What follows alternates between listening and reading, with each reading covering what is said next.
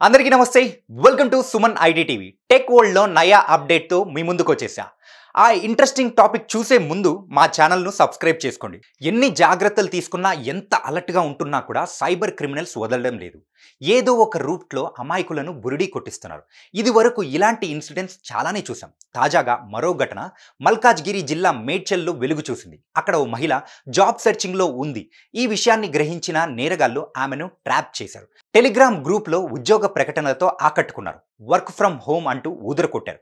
వారి మాయమాటలు ఆ మహిళ నమ్మడమే మొదలుపెట్టింది. ఈ క్రమంలో ఫీజుల పేరుతో ఆమె నుంచి డబ్బులు లాగడం స్టార్ట్ చేశారు. అలా విడతల వారీగా దాదాపు 6 లక్షలు కట్టించుకున్నారు.